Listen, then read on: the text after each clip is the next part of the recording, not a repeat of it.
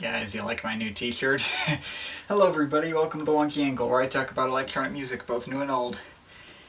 And today, I'm talking about the new album from Björk, Utopia.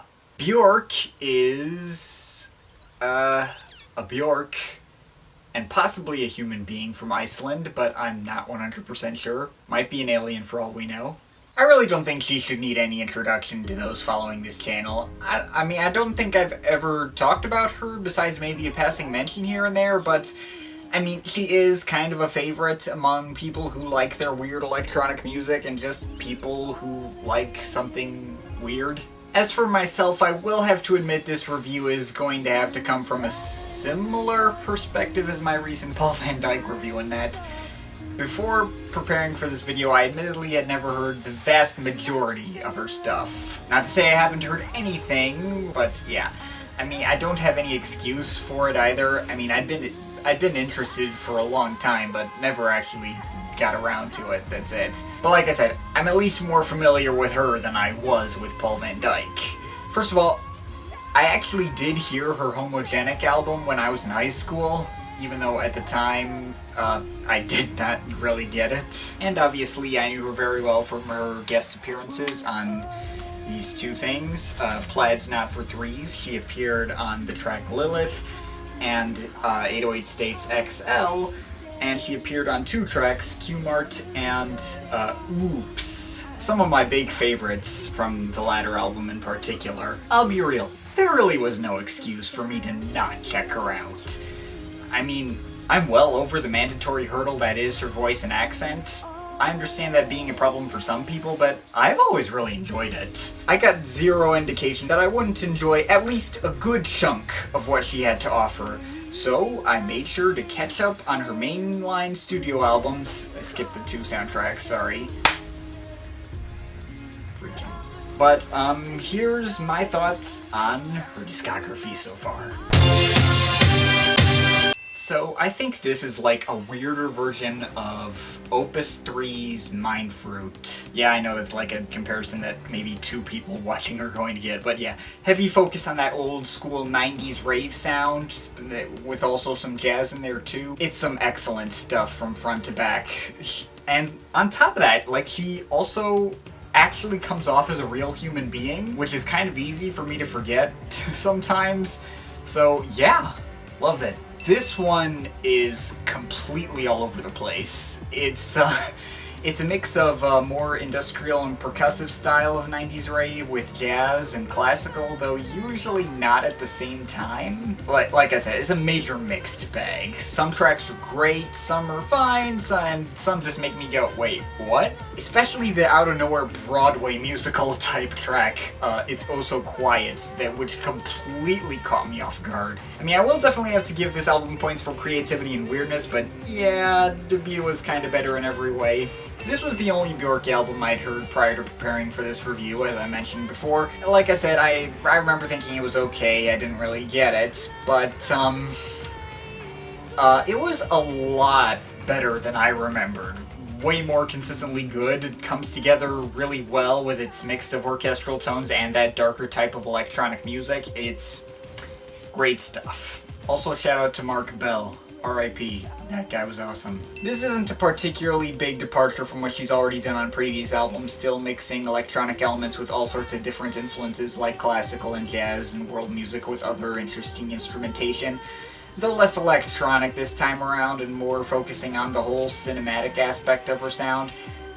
And, perhaps unsurprisingly, yeah, I think this one's my favorite from her so far. This is mostly an a cappella album, though with some electronic modulation and occasional piano in there. And I don't think Björk does all the voices herself, but wait, yeah. If I absolutely had to pick a least favorite album from her at this current stage, I'd probably have to pick this one. It's a little bloated for me and didn't get quite as much out of it as some of her other stuff, but to be fair, you try finding another album that sounds like this. Some people were talking about this being more of a return to pop music with this one, thanks to collaborations with Timbaland. Okay, if you want to call it pop, sure. Doesn't sound that poppy to me. It's intense, it's percussive, it's industrial, it's weird. There's lots of horn sections, and it gets pretty dang crazy. He even admits to being an alien on the first track. I told ya. Jokes aside, I did like it more than the last album, though. It's some pretty good stuff. This album came with this big interactive iPhone app that I did not check out. Just wanted to get the album by itself. And this album is probably your single weirdest album yet. That should be saying something. I mean, it's completely abstract and very, soundtrack-like. I bet artists like Visible Cloaks probably took some inspiration from this. Probably need more repeat listens to pin down how I feel on this one. I don't know if it's one of my favorites either, but I did enjoy it as well. This one shows Björk at her most vulnerable, as you might guess from the first 4 letters of the title. It's dark, it's dramatic, orchestral, shows her at her lowest point. And again, I think I'm gonna need more repeat listens for this one too. It's very minimalistic, especially in the first, I think, 5 tracks. But I suppose it works well for what it's going for. Which brings us to here. I think it goes without saying that Björk is truly one of a kind in the musical world. She's one of those people who's reached the level where she can basically do whatever she wants. And while I think I'm gonna need quite a bit of time to let a lot of these albums properly marinate, but I will say all of her mainline albums have at least had something to recommend them, and for me to personally enjoy. So, out of this new album, I mean, I had no expectations. I didn't listen to any of the pre-album singles. All I knew was a description from her that said it was going to be kind of like the heaven companion to Volnikira's Hell, paraphrasing that a bit. And I also knew Arca was going to be handling the majority of the production, which excited me a fair bit. He also produced Volnikira, and I could already see them being a great match for each other, with this album maybe allowing him to go a little crazier than last time. But other than that, no expectations really. I mean, with her you could get basically anything. So, what did we get with Utopia? It's good. Yeah, there's a but in that sentence. I don't think it's your endless material good, but it is good. I mean, it is still a Björk album produced by Arca. Something would be really wrong if it turned out not to be at least good, even if Arca only has one studio album that I'm really particularly into. Like I said, this album sounds great. The instrumentation is a lot more varied and textured than on Volnikira. It's still definitely got that primarily orchestral quality with an experimental edge like on that album. It's a little more spread out this time though. Like on Volnikira it sounded basically like just straight orchestra until Arca decided to show up like halfway through. Utopia spreads out all the weirder stuff and the more stripped back stuff and just kind of scatters them around. Granted, the orchestras are still all over the place on basically every track, but the more Arca-heavy stuff isn't just all gathered at the back half of the album. Like, you got more intense tracks like Arisen, My Senses, and Sue Me, sharing space with much quieter moments like Blissing Me and Features Creatures. And on the topic of instrumentation, I do say there's a lot of orchestral tones, but it's not just the string washes you found all over Volnikira, it's a lot more woodwind heavy this time around. A ton of flutes. A crap ton of flutes. I mean, she's even holding a flute on the album cover. To make it clear, I'm absolutely not complaining about this. The overabundance of flutes give Utopia a very whimsical, Disney-like feel. Or at least as close as you can get to whimsical and Disney-like while also combining it with Björk and Arca. Once again, Björk has managed to make another album that sets itself apart from her previous work and is its own self-contained thing. Now I do like some of the more stripped-back moments on this album. Blissing Me is probably the best in that department for me personally. Lives up to its title, being very calm and laid back and soothing, I suppose. But you also got tracks like Features Creatures, which have a much creepier and more uncomfortable, spookier vibe to them. Most of my favorite tracks on this album, though, are the weirder and more electronic-heavy stuff, obviously. Like Arisen, My Senses, which is a brilliant and uplifting opener to this thing. Courtship, which repurposes a flute riff from the title track and quite frankly presents it in a much more fun and lighthearted way. And Lost, which has plenty of its own interesting progressions that were very nice, contrasting the Disney flutes with really gritty and industrial percussion. Only Björk would make sense over that kind of instrumental. And for what it's worth, I also really liked Sumi. I mean, I kind of peeked at Fantano and Mark from Spectrum Pulse's videos.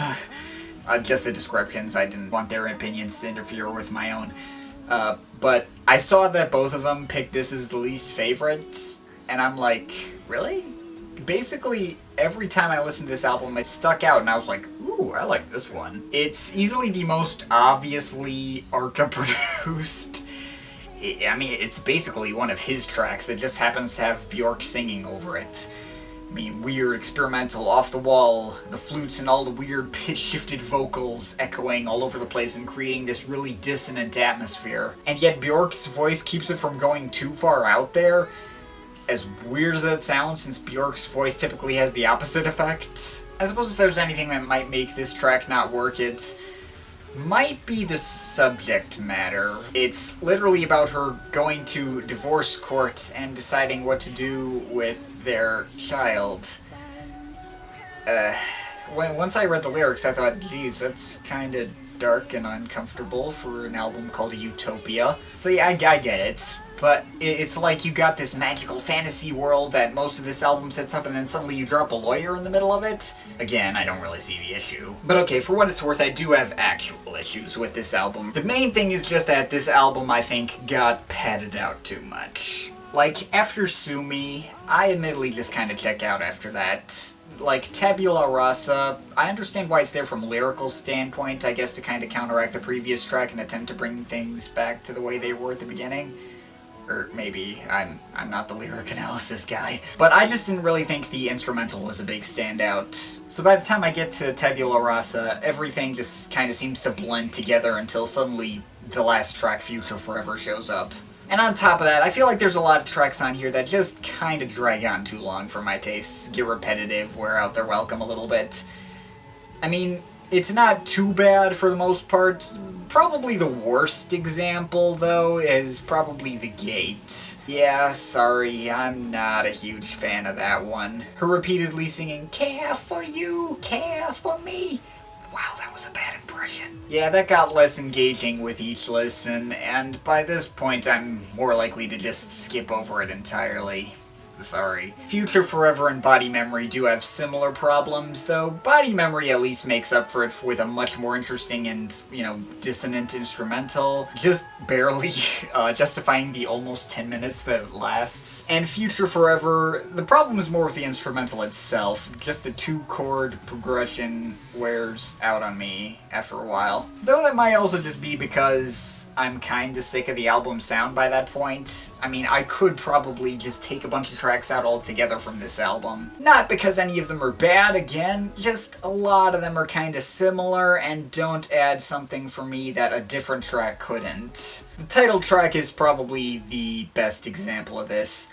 While the instrumental is quite beautiful, as I said, the instrumental for Courtship is almost exactly the same, except it's just a lot more fun and distinctive. And I could probably just go through this album without that stretch of tracks, Tabula Rasa, Claim Staker, Paradisia, and Saint. Now, none of these tracks are bad, but none of them leave a strong impression on me. Paradisia is nice since it's just a straight instrumental, but it's just a bunch of flute riffs that echo lots of other moments on this album. And Saint, I guess I could keep, as it is probably my favorite of those 4, but then again, after that, once I got rid of all that tracks, I could cut it down to just a 9-track album.